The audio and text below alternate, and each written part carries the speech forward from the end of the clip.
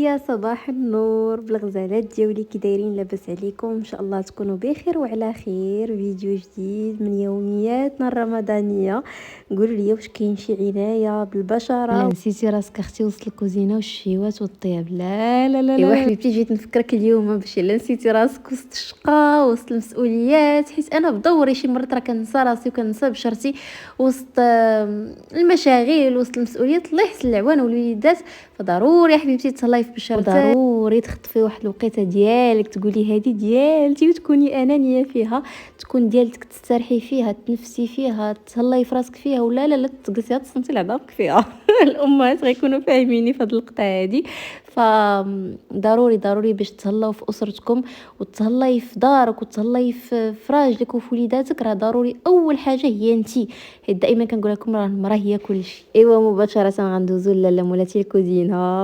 اليوم غنديروا شهيوات غزالين ديال البنات، غير خليكم معايا حتى الاخر ديال الفلوق. واختي الا وصلتي حتى لهنا اش كتسناي؟ مازال ما درتي لي اللايك؟ هبطي وخلي لي واحد اللايك واحد الكومونتير باش تشجعيني به. واخا ما عرفتكمش البنات مالكم مع اللايكات؟ ها العار. شرحوا لي. فما تنساونيش الفتيات بلي لايك تكون قصرتوا معايا. ما تنساونيش بلي لايك ولي كومونتير اللي كيبقاو بطبيعه الحال محفز فقط ومشجع ليا، وكنعرف بلي كيعجبوكم فيديوهات باش نكثر منهم. اكيد الا اول مره كتشوفي القناه نقول لك مرحبا والف مرحبا. اشتركي في القناه باش توصلي دائما بالجديد. الناس غادي نشارك معكم دابا واحد الوصفه ديال المهلبيه خطيره، تقدروا تقدموها هكا كتحليه في الفطور، ولا تصلح سورتو السحور، تصلح واعره. ووصفه مختلفه على الوصفه التقليديه ديال المهلبيه هذه. غادي تشوفوا انها لا تكستور ديالها خطيره خطيره، غادي تعجبكم بزاف بزاف. انا شخصيا ما كتعجبنيش المهلبيه التقليديه حيت ما كتعجبنيش فيها المذاق ديال النشا، فغادي نوريكم كيفاش انكم تغطيو على المذاق ديال النشا باش ما يجيش غالب في الوصفه. غادي نحتاجو هنا نص لتر ديال الحليب. تقدروا البنات تضاعفوا كاع هاد المكونات، ديروا اطرو ديال الحليب الا كانت العائله كبيره ولا ديريها لعائله كبيره. ضاعفي المكونات كاملين ديري اطرو ديال الحليب. انا غندير هنا نص لتر ديال الحليب. غادي نحتاج هنا واحد المعلقه كبيره ديال الزبده. نورمالمون مهلبيه التقليديه ما كدارش فيها الزبده، فهذه ديروا فيها الزبده وردوا عليا كتعطيها واحد لا تكستور خطيره. غادي ندير هنا معلقه كبيره ديال الزبده، نص كاس ديال السكر سنيده، واحد المعلقه كبيره ديال النشا، ومعلقه ونص ديال الدقيق. معلقه كبيره ونص ديال الدقيق. هذا هو السر، هو الزبده اللي كيعطيو المهلبيه واحد لا تكستور زوينه، وحتى المذاق ما كيجيش غالب ديال النشا. بطبيعه الحال كي دي مهلبيه دي انه خاصها تنسب ما زهر، فانا ما عنديش ما زهر وما فيها ما يخرج يمشي عند العطار ويجيبو هذا. غادي نعكز على الوصفه، فغادي نعدي بداكشي اللي كاين عندي. لقيت بلي بقى ليا هذا السكر المنسم بالما الزهر، فغادي نديرو. غادي نزيد معاه هنايا واحد سكر فانيلا. دونك الا عندكم نتوما الماء الزهر العادي داك الماء زيدوا منه واحد معلقه كبيره، كيجي بطبيعه الحال احسن بكثير. وهنايا هذه فاكولتاتيف، سواء تزيدوا نص ساشيه ديال كريم شونتيي. الا ما عندكش كريم شونتيي غادي تزيدي كريمه الخفق. انا درت هنايا نص كاس. هذيك اللي كتطلعيها بالباطور وكتطلع بحال لا كريم. دونك كتبقى اختياريه. غادي نجيب هنا كاسرونه غادي ندير فيها نص لتر د الحليب. بسم الله. هذاك نص كاس ديال السكر، هنايا النشا، دقيق. نتوما هاد لي طاب هادي زيدوا معلقه كبيره ديال الماء زهر. سينا تقدروا اللي ما عندهاش مع ماء زهر ديري فيها الفاني، حتى الفاني راه كيجي زوين. نحرك هادشي كامل قبل ما نديوه فوق النار. ضروري يتحرك مزيان مزيان مزيان مزيان باش نتاكدوا باللي الدقيق والنشا دابوا في الحليب.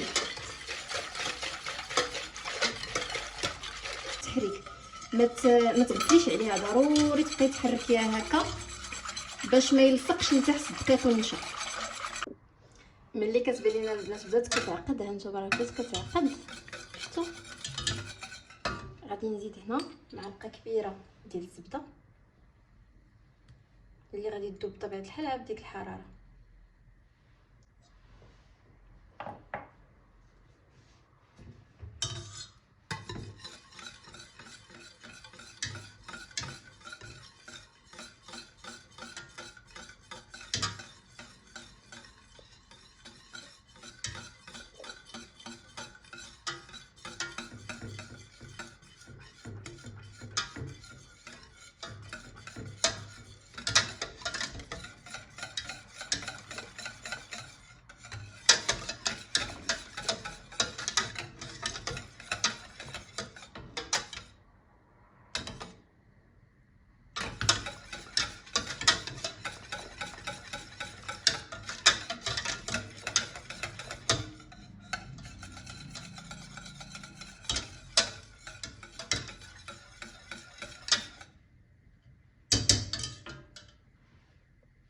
في هذه المرحله غادي تزيدوا نص ساشيه ديال كريم شونتيي وتطلعوها بالباتور. انا ما عنديش كريم شونتيي دونك غادي نزيد هنايا واحد الكميه قليله ديال كريمه الخفق غير شويه وغادي نضربها بالباتور. هاد لا تكنيك هذه كتخلي المهلبيه تجيكم رطيبه والطعم ديالها كيجي خطير. جربوها على حسابي. وها نتوما كيفاش كتجي رطيبه. هذه هي لا تيكستور اللي كنا كنقلبوا عليها. ضروري ضروري ضروري ملي تشوفي هاد الوصفه تنوضي تطبقيها لحقاش ما يمكنش شحال كيجي هاد الديسير غزال وبنين وصراحه ألذ بكثير من المهلبيه اللي كنعرفوها كلنا. غير هو الا ما عندكمش كريم شونتيي ولا كريمه الخفق راه ماشي مشكل، تقدري تخليه عليها وديري المكونات الاخرين اللي وريتكم. انا اختاريت نقدمهم هكا في هاد الكويسات. تقدروا ديروا دي فيغين زليفات صغار كل واحد كيفاش كيبغي يقدمهم. وغادي نشارك معكم كذلك افكار كيفاش تزينوهم اللي كيزيد المهلبيه واحد الاضافه غزاله وبنينه بنينه. ما تتخيلوش شحال جا هاد الديسير بنين يا البنات. بغيتكم كاملين تجربوه وتصيفطوا لي الصور ديالكم في انستغرام اللي كنخليه لكم دائما مكتوب في صندوق الوصف. سينو غادي نخشيهم دابا في الثلاجه. ضروري تخشيهم تقريبا واحد ساعتين 3 سوايع 4 سوايع بحال هكاك. البنات بالنسبه للتزيين كيبقى اختياري المهلبيه. نورمالمون كيديروا لها الناس الفواكه الجافه بحال هكا. انا هاد المره غادي نبتكر واحد شويه. غادي ندير الكولي ديال الفريز. غادي نوريكم كيفاش غادي نصايبو وغادي نزينها كذلك بالكنافه الشعريه ديال الكنافه. انا عندي هنايا واحد الكميه غادي نطحنها ونوريكم شنو غادي ندير بها. وغادي نزين كذلك يعني غندير ثلاثه ديال التزيينات كل واحد وذوقه. وغادي ندير هنا شويه ديال الفواكه الجافه. نورمالمون كيدار فيها البيستاش انا ما عنديش في الدار. دونك درت هنايا الكركاع ودرت اللوز. غادي نحمروهم اولا غادي نديروهم شويه يتصهدوا هكا شويه في المقيله وغادي نطحنوهم. اللي تقدروا تزينوا به مثلا تشيز كيك دي كيك هكا اللي كيكونوا بلا كريم من الفوق. يعني هذاك هذا الكولي د فريز تقدروا ديروا به بزاف ديال الاستخدامات. حنا اليوم غادي نزينوا به المهلبيه ديالنا. هنا انا فعلت البوطه هنا عندي واحد الكميه ديال الفريز. انا باش بلاتي غادي نجيب هنا واحد الزلافه اللي غادي نعبر بها شحال عندي ديال الفريز. هانتوما تقريبا زلافه ديال الفريز هكا باش تشوفوا اللعبه. حيت انا كندير عيني ميزانيه وانا عارفه بلي بزاف ما كيحملوش عيني ميزانيه. بالنسبه للسكر انا هنا غادي نخدم غير بمعلقه. غادي ندير تقريبا واحد نحركهم. انا كان عندي الفريز مكونجلي غنبقى نحركهم حتى يبان لي داك الفريز بدا كيطلق الماء ديالو. ما غنزيدو لا ماء لا والو.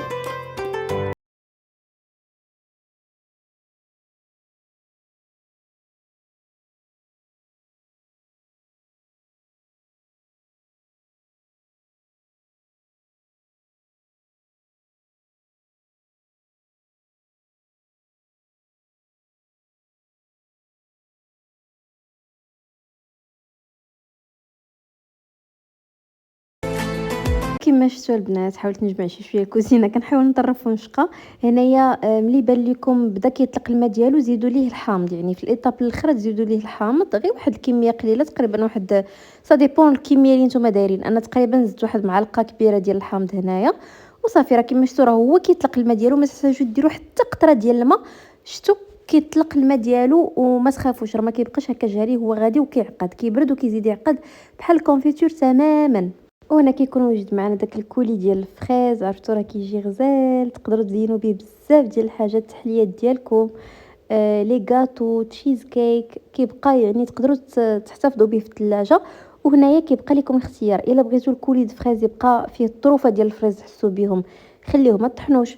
سينو الا بغيتوا تردوه بحال الصوص شدوها كميكسور ولا ديروه في البلاندر ولا اللي بغيتوا وحاولوا تطحنوه مزيان مزيان باش كيولي لكم بحال الصوص. ها هو الكولي ديالنا وجد. شفتوا كيفاش كتجي بحال الصوص ديال الفريز. كتجي غزاله البنات. بالنسبه للشكل الاخر اللي غادي نزينوا به المهلبيه ديالنا انا خديت هنا شويه ديال الشعريه الكنافه. غادي نحاول نقطعها تكون صغيره. راني ديجا سقيتها بالزبده ولكن بانت لي كبيره. غادي نزيد نقطعها دابا ونخشيها في الفران تحمر. البنات غادي ندوز دابا نوجد معكم فطيره امبانادا ولا باناديجا كل واحد فين كيقول ليها. ساهله تجي بنينه. غادي نحتاج هنايا 2 زلايف ديال الدقيق. هنا درت 2 زلايف ديال الدقيق. غادي نزيد عليهم نص كاس ديال الزيت، شويه ديال السكر، مليحه، وغادي ندير معلقه صغيره ديال خميره الحلويات. وغادي ندوز دابا باش نعجنها بالماء. غادي ندوز دابا البنات باش نوجد انا وياكم الحشوه ديال ديك الفطيره. غندير هنايا مقيله فيها شويه ديال الزيت، نزيد عليها شويه ديال الزبده، وغادي ندير هنايا بصيله اللي شلطتها رقيقه. غادي ندير البنات فلفله، تقدروا الا عندكم فلفله حمراء خضراء صفراء كيجيو احسن. انا هنايا توفرت عندي انا حمراء، غنحاول حتى نقطعها طريفات رقاقي.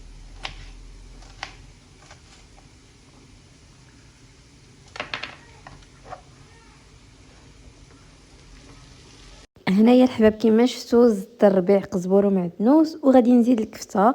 تقدروا ديروها غير بالطون. شوفوا هي راه كتجي بالطون ألذ بكثير، غير انا توفرت عندي هنايا الكفته وتشهيتها بالكفته. غادي نزيد مليحه، غادي نزيد شويه ديال البزار، وغادي نزيد التحميره. هادو هما العطريه اللي غادي ندير فيها. تقدروا تنسموا كذلك بضامه البنه. فصافي غادي نزيد هنايا واحد شويه ديال لاصوص طوماط اللي هي اختياريه، تقدروا ديروها كما تقدروا ما ديروهاش. الزيتون الخضر اللي ضروري كيزيد واحد البنه خطيره. وغادي نزيد المايس، عندكم المايس وعندكم البيض غادي يجيوك غريبين، ولكن غير جربيهم وردي عليا. عرفتوا راه كتجي هاد الخلطه وواحد البنه لا يمكن، كتجي لذيذه بزاف بزاف بزاف. واللي ضايقين البانا ديجا غادي يكونوا عارفين شحال كيجيو هاد المذاقات المختلفه بنانين في الحشوه. وغادي نزيد هنايا الفرماج ايدا موتزاريلا. زيدوا الفرماج اللي بغيتو نتوما ديك الساعات باش يعطي ديك التعليكه بحال هكا. صافي غادي ندوزو باش نعمروا الحشوه.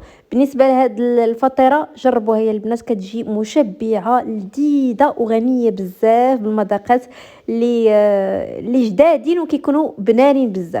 هي العجينه شفتوا كيفاش كتجي رطيبه، كتجي رطيبه وزويونه زويونه. دابا غادي نحاول نقسمها على جوج ديال الكريات يكونوا متساويين، باش وحده غادي نفرشها وحده غادي نغطي بها.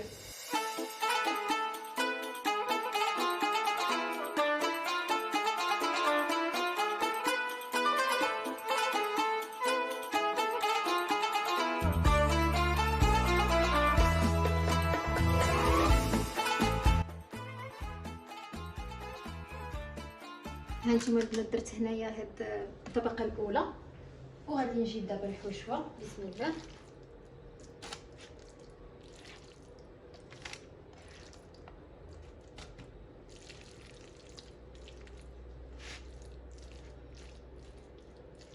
صافي غادي نزيد الفرماج حمرا من الفوق.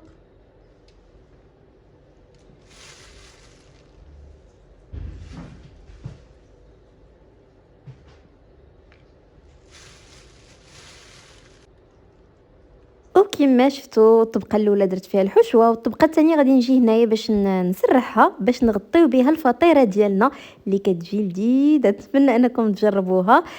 كما شفتوا غطيتها بها العجينه تكون رقيقه باش ما تجيكمش خبزه، تجيكم فطيره.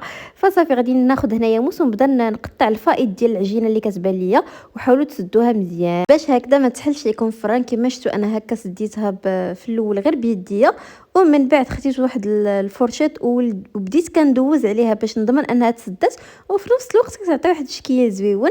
صافي غادي ندوز ندهنها بصفار ديال البيضه وباش تحمر لينا بحال هكا. سينو تزين نتوما كيبقى لكم على حسب اختيار، تزيدوا الزنجلان البافون من الفوق. وغادي ناخذ الموس ونحاول بحال كندير لها دوك الشكيلات هكا الهندسيه الا ما بغيتوش ديروها حاولوا غير تكوها هكا شويه بفرشيطه هكا باش ما تنفخش لكم وسط الفران. صافي غادي نخشيها في الفران اللي مسخن على قبل، نحاول نديرها لتحت حتى كتبان لي انها تحمرات من التحت، وشعل عليها الفوق باش تحمر من الفوق. كتجي لذيذه، اعيد واكرر ضروري تجربوها. صافي خشيت الفطيره طيب، وغادي ندوز هنايا للديسير اللي خليته اخر حاجه باش نحطو بارد. وفي نفس الوقت هذيك الكنافه ما كتبغيش انها تخشى في الثلاجه باش ما تبردش وما تلواش، تبقى مقرمشه كتجي بحال حاله خشخش تماما. وصافي شي وحدين غندير لهم هنايا الكوليد فريش، شي وحدين غادي ندير لهم هذيك الشعريه ديال الكنافه، وواحد الكاس اللي غادي نديرو بالفواكه الجافه، حيت حنا صراحه ما عندناش مع الفواكه الجافه بزاف. فصافي غادي نحطهم هكا باردين، عرفتوا راه كتجي تحليه غزاله للسحور ولا الفطور، شي حاجه حلوه هكا تاكلوها. والحلاوه ديالها راه في القياس، يعني ماشي حلوه بزاف، كتجي لذيذه حتى هي بزاف بزاف. نتمنى تعجبكم وتجربوها.